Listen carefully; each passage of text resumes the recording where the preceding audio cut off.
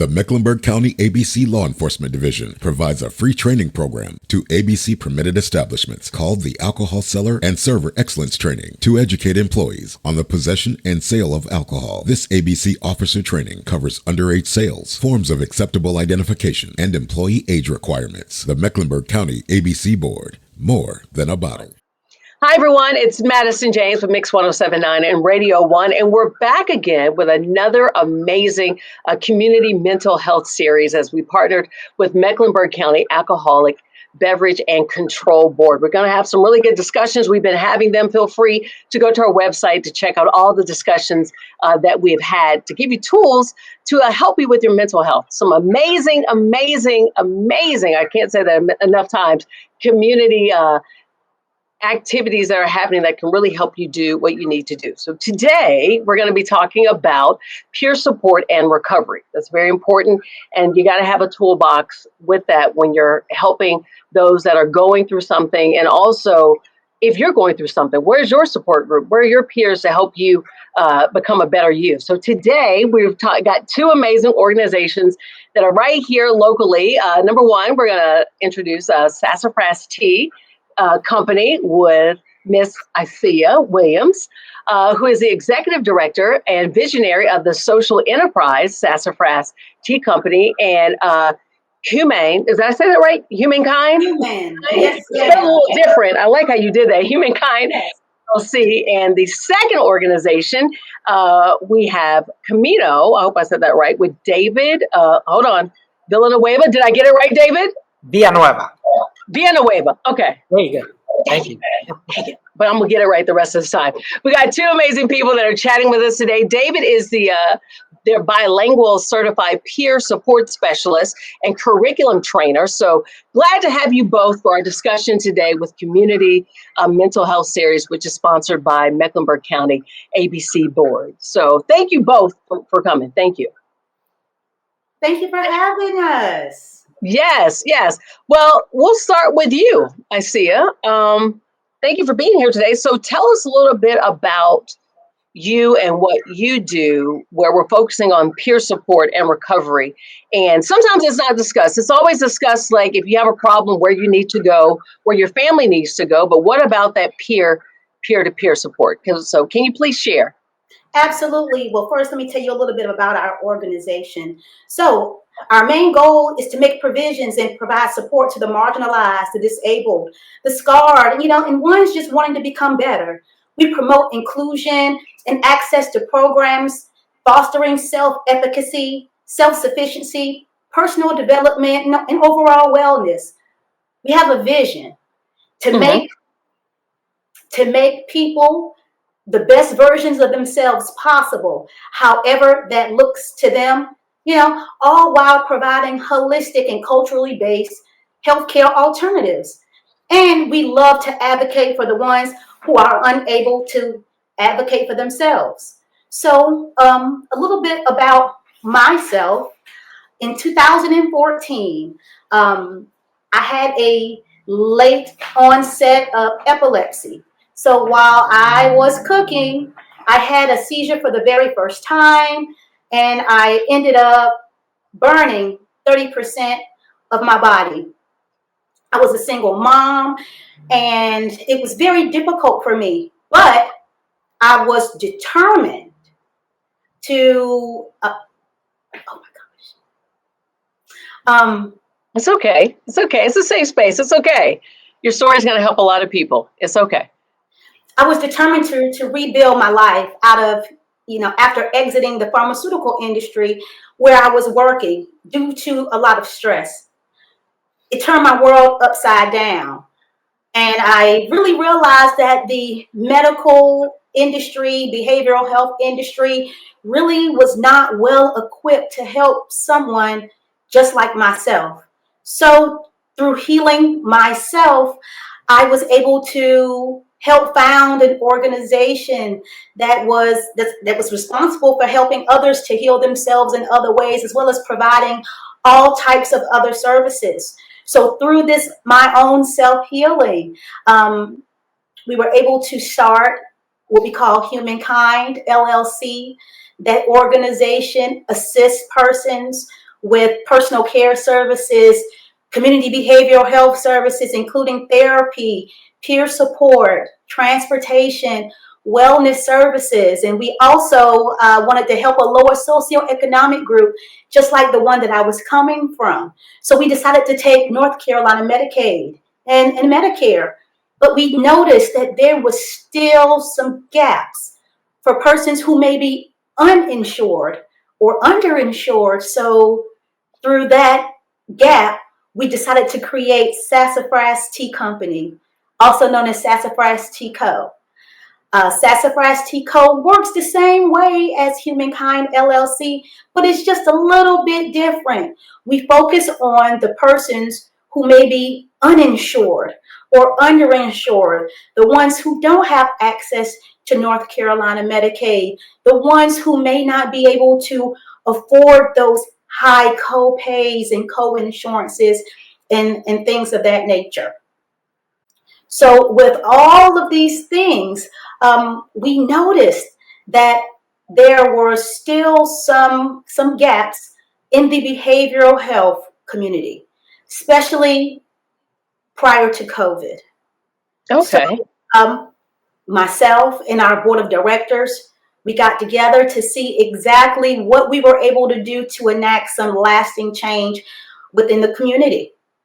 So we decided to offer those community behavioral health services, peer support, actually getting out there, utilizing our own lived experiences from our own history, using our own past failures, our own past achievements in recovery to assist others who are looking to do the same thing, who are looking to change their lives in so many other ways.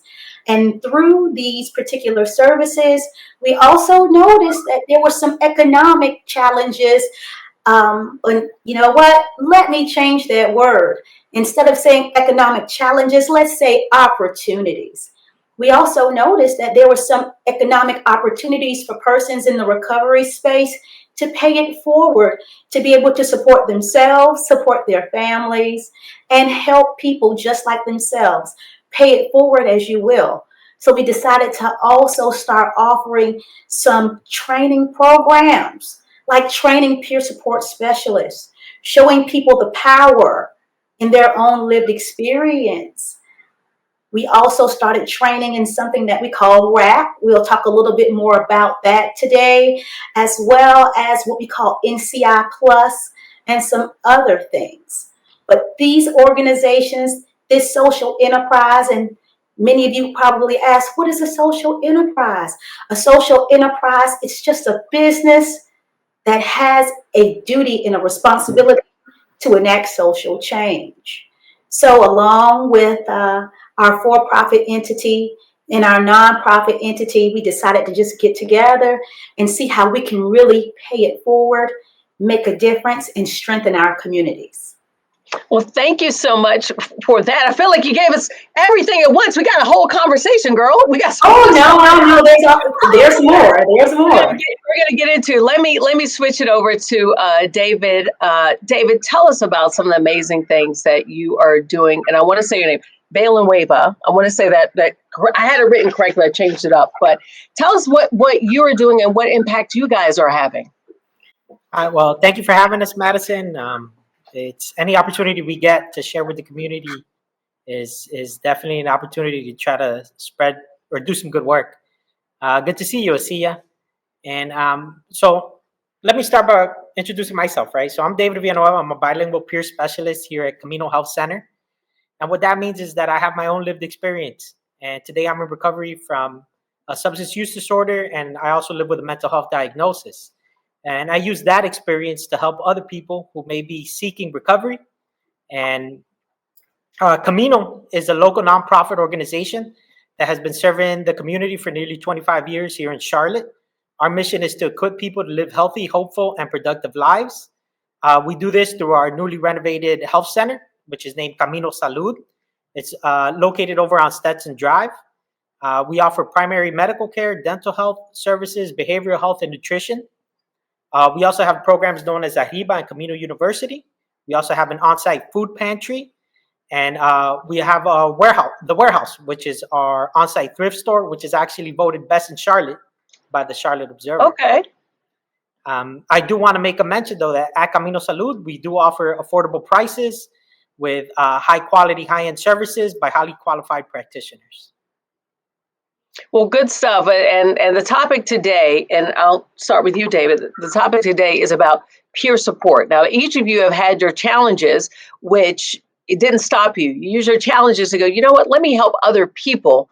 Because sometimes we don't think about it until it impacts us, right? You're like, you know what, other people might need these services. Other people may not have the resources that you all have been able to find to help you get to where you are now. So, David, on your end first, talk about the peer-to-peer, the support that you all are able to provide, and then we'll toss it over to Asiya.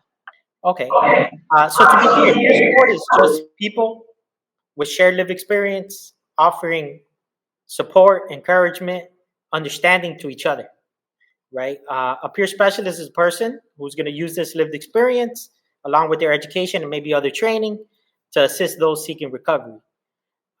Here at Camino, we do this by instilling hope, helping people with self-determination. We may assist them with system navigation, self-advocacy, helping connect them to the needed services. People may need help finding employment or education opportunities. And we encase that all with whole person care activities. And Asiya, how do you all do the peer-to-peer? How does it work with you all? Absolutely. Just to kind of back up what Mr. David says, of course, peer support, it involves individuals with a shared lived experience, and we provide emotional, social, and practical support to others facing similar challenges. These services create a safe, non-judgmental space where clients can connect with someone who understands their struggles, whether it's related to mental health, substance abuse, or other life challenges.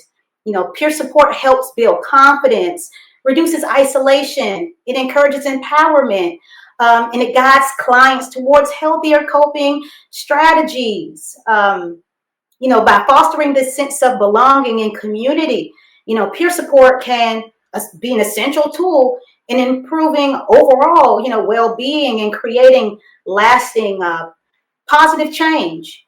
There are some things that peer support must be. It must be recovery oriented.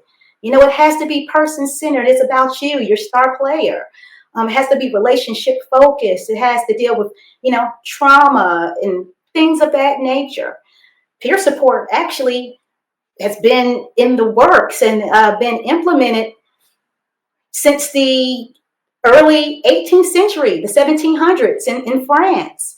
There was a particular hospital, mental health hospital in France in the early 18th century, where psychiatrists started to see that by hiring persons who have already been through their programs and who've already recovered, how they were much more kind, patient, and able to help the current residents.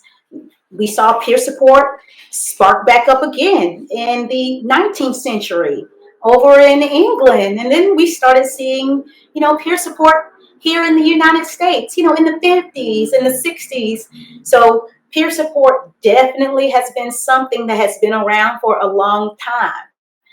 And it's working, The proof is in the pudding, and you might as well call it tapioca. Well, let me ask you this. This is a question for both of you, okay? So I'll toss it to Asiya first, and I'm going to follow up with you, David, give you time. Now, we're about 5 years removed from COVID, currently right now at the moment. And what are you seeing now when people come in needing the services, and like you just touched on, Asiya, with the peer-to-peer support?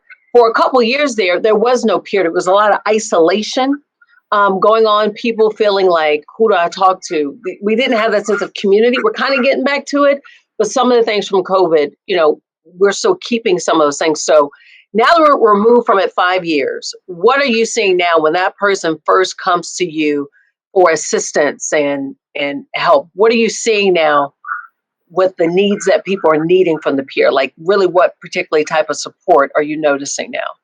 Well, personally, in our organization, we're seeing people who have a lot of anxiety and some lacking of trust. There are so many things that happened in COVID, the isolation, not being able to be with your neighbor, not being able to talk to your family. Think about how many of us were actually kind of almost on lockdown. Many people have been hospitalized. Many lives have been lost. So a lot of the things that we're seeing here are people who, instead of finding those natural supports and leaning on one another, they're turning to other things like substance misuse.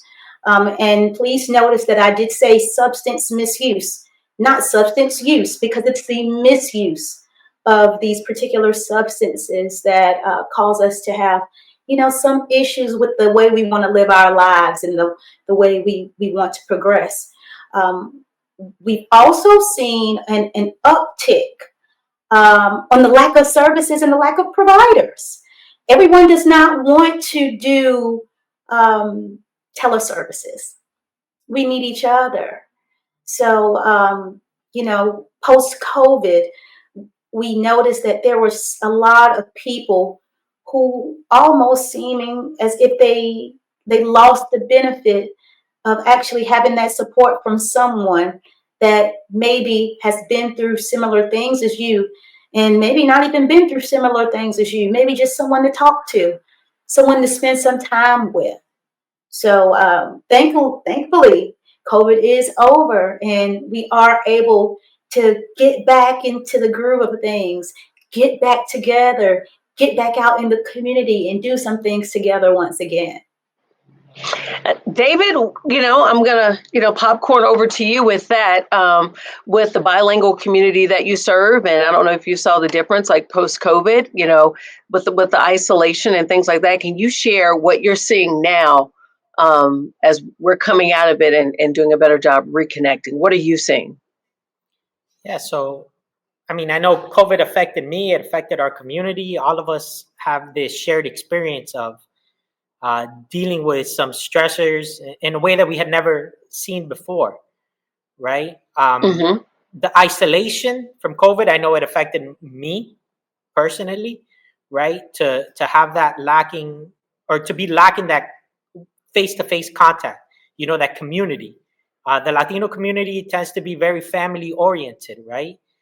Maybe some of the joke sometimes is, there's always a party at someone's house, right? And with COVID, we did have this separation of the community, right? I myself experienced, and some of the individuals that I work with today continue to express feelings of hopelessness or maybe even indifference to recovery, right? Having had to spend all this time alone. Asiya mentioned we did have a lot of unhealthy coping mechanisms that were adopted during this time frame, right? If you follow the data, you see through COVID and in a few, 2020, 21, 22, we saw the increase in overdose deaths, right? This is premature preventable death. And what I'm seeing now, though, is that desire to want to come out of that hopelessness, right? To have a desire for change, to adopt a healthier lifestyle, right? So myself, I've had the opportunity, like I said, I've seen people who, when I first met them, maybe they were being forced to come look for help through family or other circumstances. And then I had the opportunity to witness some of these same individuals go from that feeling of hopelessness to people who are living today happy, productive lives. They are filled with hope, right? As a peer specialist, we touched on some of the work or the focus that we do. And one of the things that I've been able to do, post-COVID is, since now we're around other individuals and I get to have this face-to-face time with peers, is I focus on modeling that recovery-oriented lifestyle, right? I focus on relationship building and that mutual understanding, right? Because I want to remind people that although they may be in a specific place today, right? I try to let them know that there's an alternative, there's options here, right? By modeling again the behavior, I try to be more in line with good health and well-being. I don't try to impose my beliefs or my desires onto these individuals, but I try to tailor the approach, right, to them, and to let them know that we're here just to support them to achieve their goals, right? That it's their, not just their job, but their responsibility to make life more the way they would like it to be. And I constantly remind them, though, that they don't have to do any of this alone. That's great. I like what you said. I'm gonna take that one. Modeling, right? Sometimes the best thing is to kind of the model behavior that you want to see in others. And you guys, when people are walking in, I know everyone's not coming in with like, can't wait to be here. Sometimes it's like, they got to build that trust from you guys. They got to build, that sense of security and safety that you all have. And by modeling that, if you're comfortable, then it kind of helps other people become a little bit more comfortable. So Asiya, can you share about RAP? Can you give us more information about that? I know you've been waiting to talk on it, girl. Yes. Yes, absolutely. I love RAP. Actually, RAP assisted me with losing 130 pounds and keeping it off. Awesome. It assisted me, actually taking control of my behavioral health and physical health, chronic health conditions. So what is RAP? RAP actually stands for Wellness Recovery Action Planning. It was created by Dr. Mary Ellen Copeland, and this teaches individuals how to create a personalized plan for managing their mental health and well-being. It focuses on identifying triggers, early warning signs, and coping strategies to prevent crisis and maintain a balance. People learn to set achievable goals. Notice I didn't just say goals, but achievable goals, develop self-care routines, and build a support system that promotes resiliency and recovery. RAP truly empowers individuals and helps us build and foster that self-awareness and encouraging us to take those proactive steps in maintaining our own personal wellness. There are a few parts of RAP. One of my favorite parts of RAP is what we call our wellness toolbox. And what is a toolbox? It's something that you go to bring tools out. So a little bit about what I keep in my personal wellness toolbox. My personal wellness toolbox is actually my kente cloth exercise bag. Everything that I need to stay well is in that bag. I have my New Balance 860s. I can take those and I can go running at any time I need to because running keeps me calm. I have my over-the-head headphones in there as well. I have a cell phone charger because as long as I have my cell phone charger and my headphones and my running shoes, guess what? I can go running. I can get the energy off. I can become better anytime I need to. You also have crisis plans, okay? Because usually, we don't plan to fail. We usually just fail to plan. So you write a RAP plan when you're well. So when you're unwell, you're able to look back and see exactly what you told yourself you were going to do. We have a daily maintenance plan in your RAP plan. That's things that you need to do every single day to stay well. It has you identify your triggers, know the things that set you off, so you'll know how to avoid them. And guess what? There are some times where we can't avoid those triggers. So we make a plan on what we can do. Maybe it's counting to 10. Maybe it's taking deep breaths. Maybe it's like me, just picking up and going running a couple of miles. We also have a section to notice when things are breaking down. Because sometimes we can avoid these crises if we just take a step back and notice when things are breaking down. There's also parts of your RAP plan that lets you know when it may be more beneficial for someone to actually step in and help you as well. I love the RAP plan. It's a wonderful wellness tool. And it's like I said, it's used to help you get in tune with your star player and become well and stay well. Now, can we always prevent crisis? No. Sometimes we can, sometimes we can't. But that RAP plan helps us plan it out, know what's happening, and have a plan when we don't know what's happening as well. It's a wonderful tool to utilize. Actually, here with the ABC board, Sassafras Tea Co is an ABC board partner. We are a small grant awardee. We're actually providing RAP training to 120 Mecklenburg County residents at no cost to them. So if this seems like something that you'd like to learn more about for yourself or possibly someone in your family, definitely please reach out to us because we would love to share the healing power of RAP with all Mecklenburg County residents as well.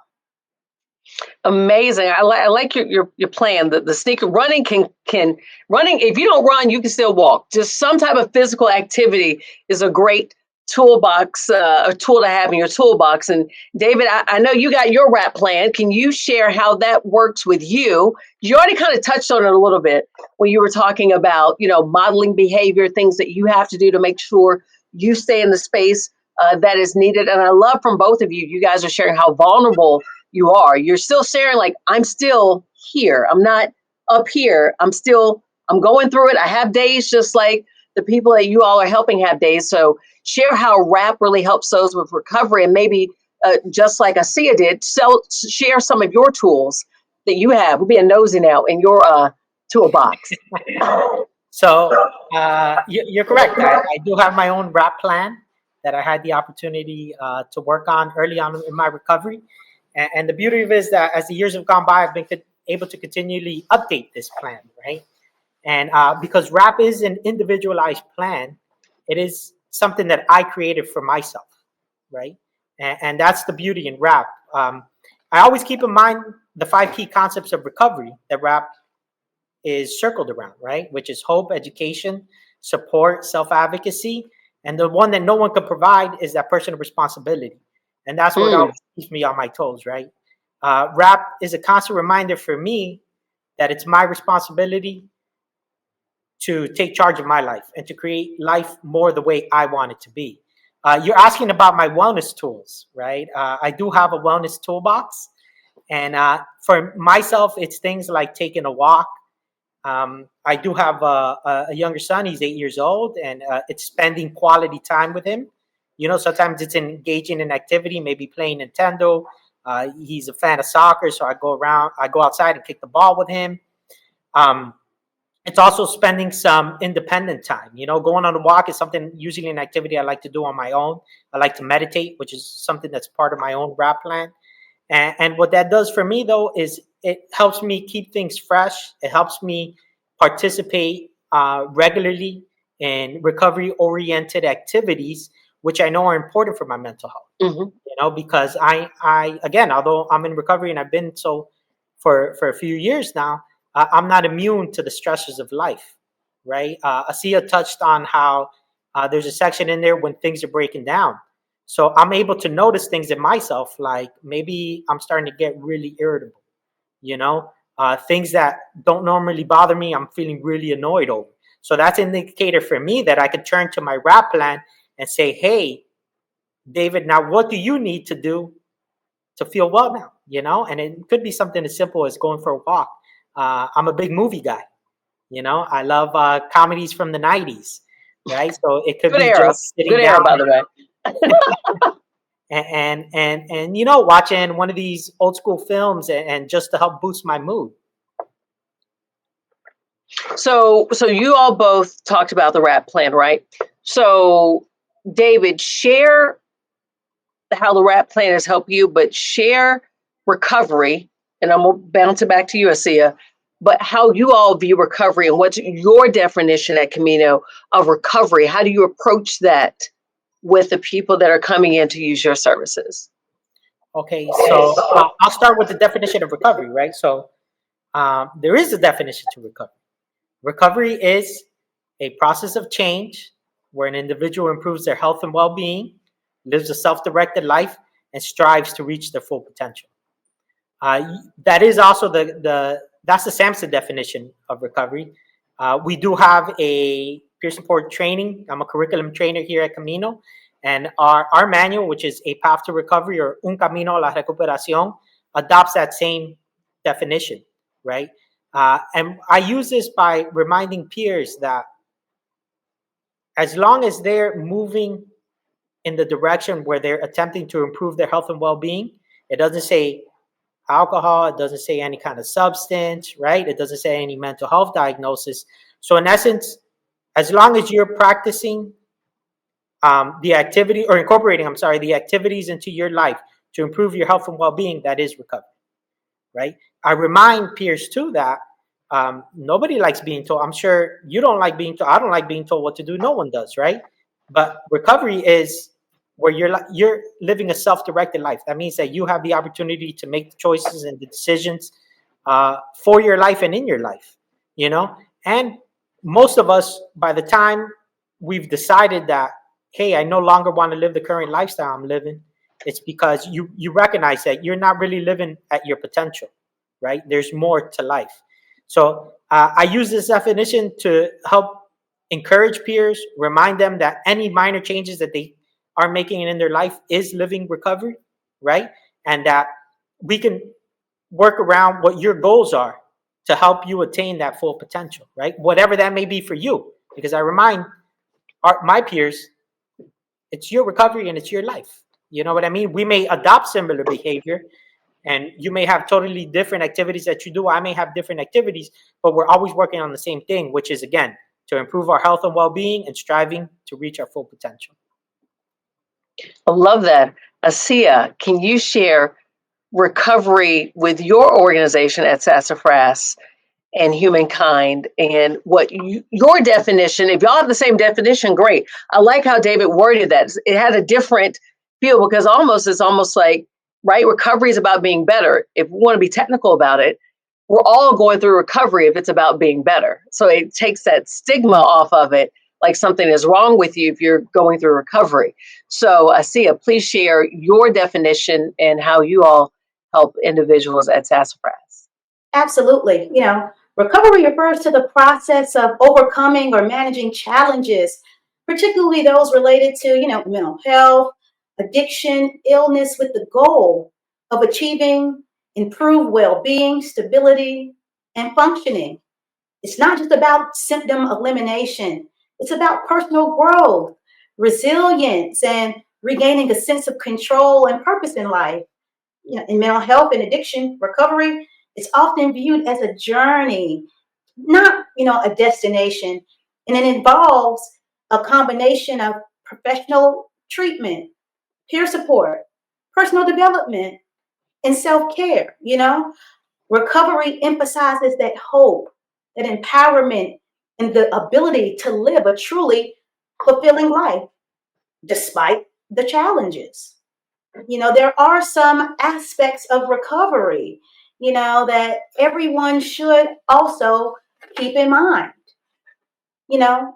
Some of the things that Mr. Daniel already told us regarding RAP, that hope, believing that better is possible, that self-empowerment, actually doing for self, because people help people who help themselves. That connection, knowing that we do all need each other, and that resilience. And what is resilience to me? It's unsolicited strength. Because usually when we think about people being resilient, it's because we have no other choice but to. All of these concepts recovery are individualized. It depends on how you want to do things and what these things mean to you. And what it looks like, recovery, it greatly varies from person to person.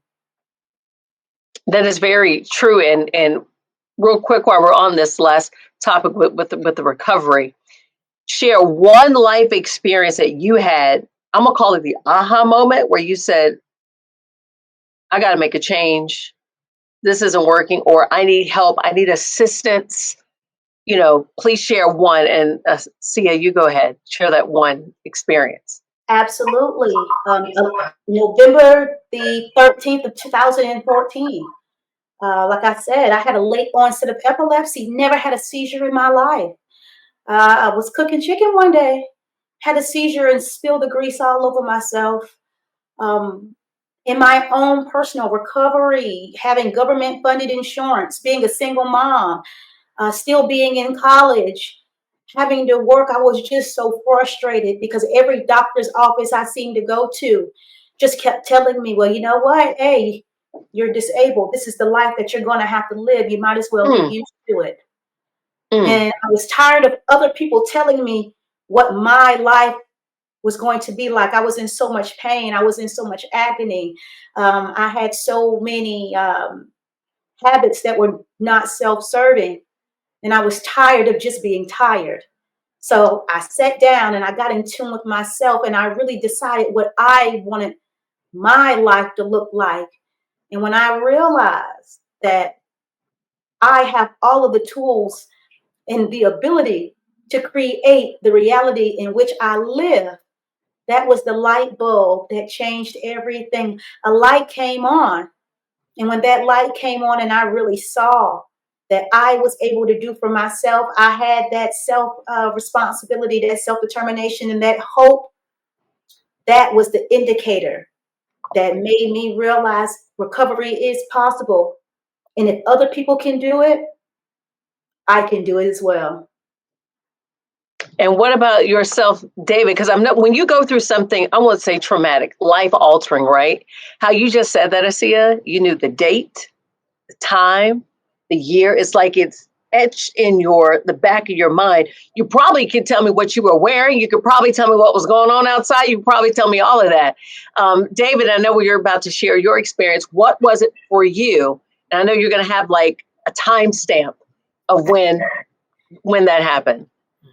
For me, I mean, it's definitely right iron stamped into my mind, and it was an event that happened at home. I was living with my older brother at the time.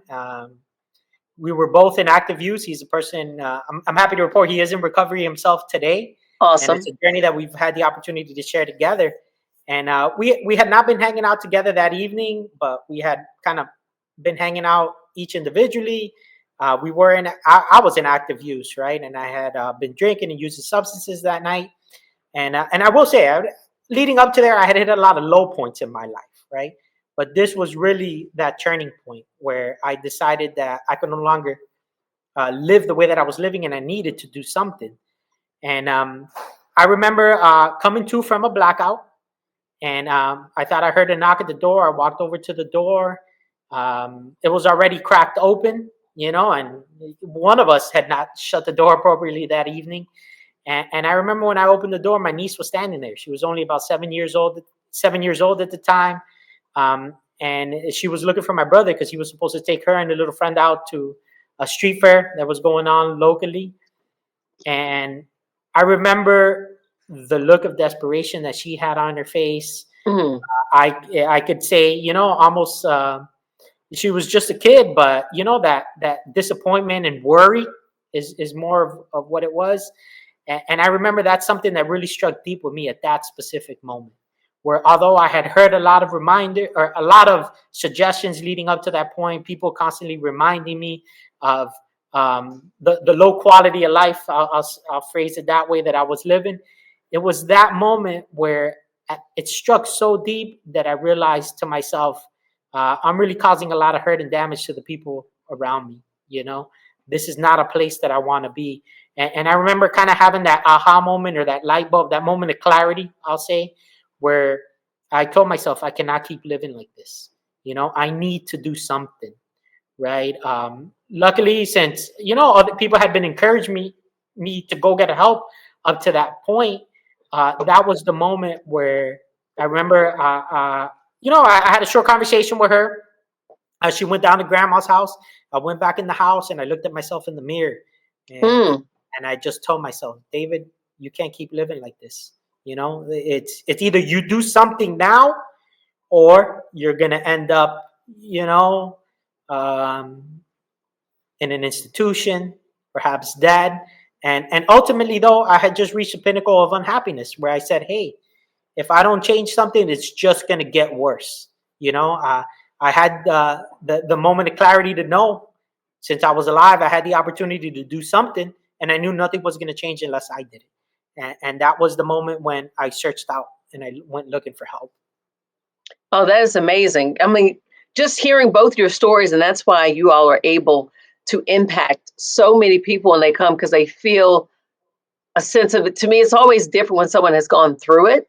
You know what I mean? When you're helping somebody, when you're going through it. And this word is used a lot. And I want to hear you all's take on it and how you all use it with the work that you are doing.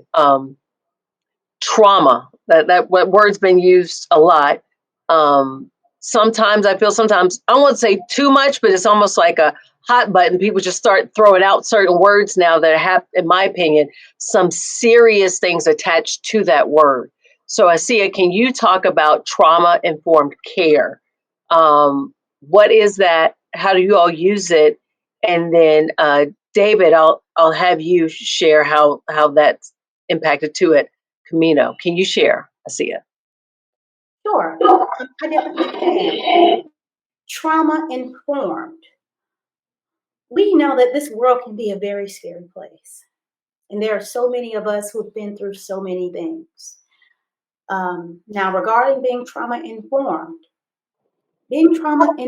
is just the process of understanding that others have their own walks and things may have happened to them. Now, the type of trauma is really not significant or important, but just to be informed, to know, to be sensitive, to be mindful that others have been through some things is the aspect of being trauma informed. Exactly. What is trauma? Trauma is the wounds that we have to heal from things that have happened to us that may have been unfavorable. Trauma can look and manifest in so many different ways. And trauma is also very individualized as well. What may affect one person may not affect another. We have different types of trauma. Vicarious trauma, actually being traumatized by what has happened to someone else. It may not have even happened to you. We have what we call ACEs, adverse childhood events. We have psychological trauma. We have physical trauma. We have physical trauma, sexual traumas. There are so many different types of trauma. But being trauma informed is just having that empathy and that mindfulness to be sensitive to everyone, no matter who they are, what has happened in their life, or what walk of life they're coming from. And David, can you share how you all approach trauma at Camino? Yeah, of course. So here at Camino and in my work, we define trauma as an event, a series of events, or a set of circumstances that a person experiences that can be physically or emotionally harmful or life-threatening. And this experience is going to have lasting adverse effects on that person's ability to function, right? To function mentally, physically, social, emotionally, or it could affect their spiritual well-being. At Camino, we recognize that trauma can overwhelm a person's resources to cope. It's going to produce a sense of fear, vulnerability, or maybe helplessness within that person. And we also recognize that a lot of times people who have experienced trauma may adopt unhealthy coping mechanisms to deal with these undesirable feelings. Trauma-informed care here at Camino is the approach that we're going to take, where we're going to assume that a person who comes to us looking for help is more than likely has experienced or has a history of trauma in their life. We're going to also recognize the presence of trauma symptoms, and we're going to acknowledge the role that trauma has played in this person's life, right? In order to assist them, though, through trauma-informed care, we're going to incorporate these 6 key principles, which are producing an environment of safety, trustworthiness, transparency, We're going to collaborate with the peer. We're going to focus on empowering them, right? And we're always going to give them the opportunity to make their own choices, right? And finally, being the organization that we're going to take into consideration the cultural, historical, and the gender issues that have affected people or traumatized them in the past. Well, you guys, again, with the definitions of trauma and how it impacts people, and maybe how it's impacted you all, and why you're doing the work. We're about to wrap it up here, but I'm gonna take it to you, Asiya. Can you share advice, number one, with peer-to-peer support and recovery, and then when I'm saying the advice, what you could give to that parent, friend, or someone who knows that person that might be seeking help? Can you give advice, and then also piggyback on that and share how Sassafras and Hueman Kind can help? Absolutely. Well, the first thing, as a North Carolina certified peer support specialist and facilitator here in North Carolina, one thing we do not do is give advice, but we do give resources. One thing that I can definitely tell parents, persons going through recovery, maybe the persons who haven't gotten into recovery just quite yet, is one of my own personal sayings.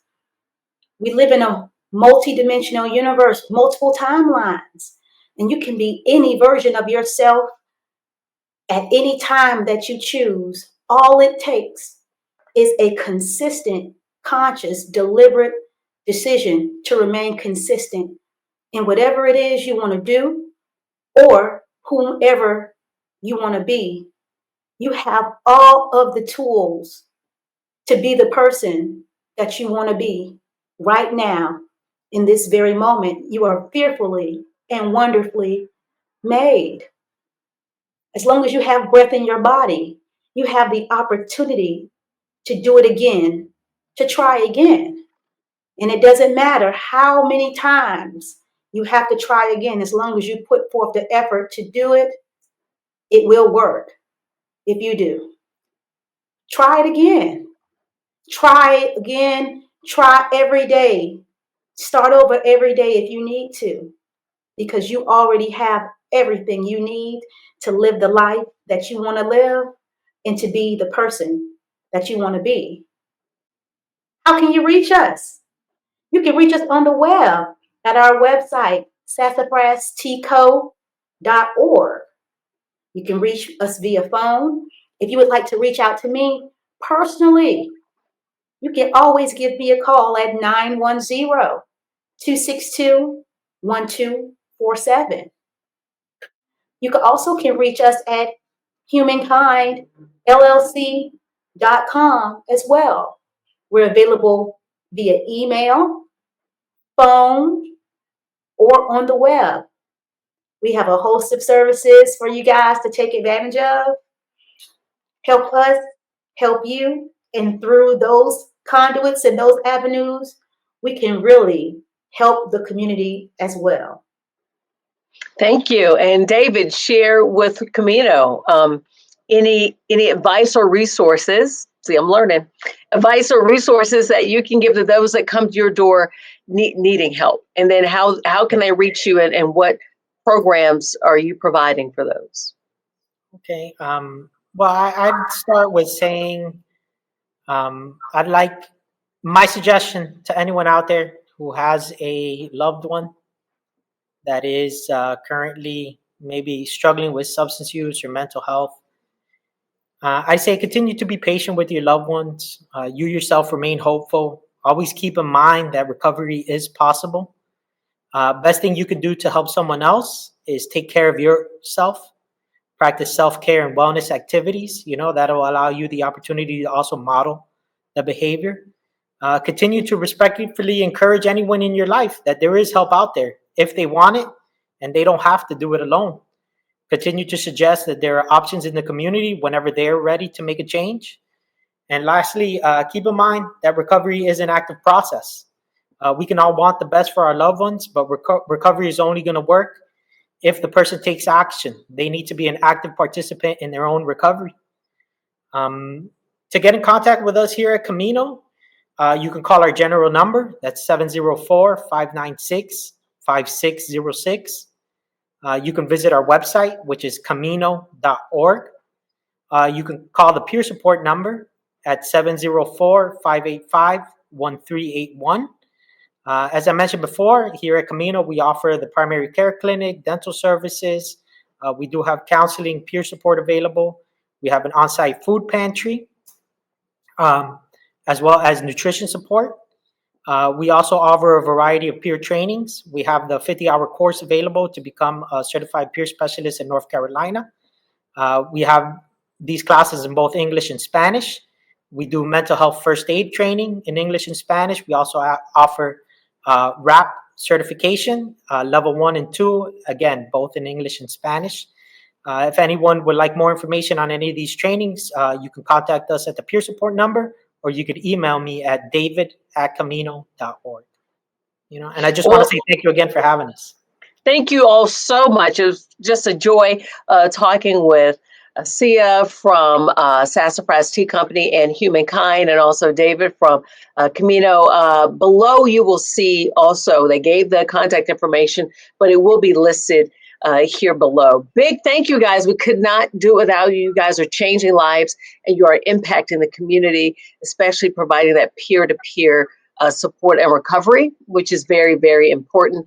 And we could not do it either without Mecklenburg County ABC Board. So really thanks to them for making all of this possible and providing the resources and sharing the resources that is out there in the community in Mecklenburg County for individuals and family members, friends, families to use and take advantage of. Again, I appreciate both of you so much. Together as a community, we can help individuals reclaim their lives. So thank you so much.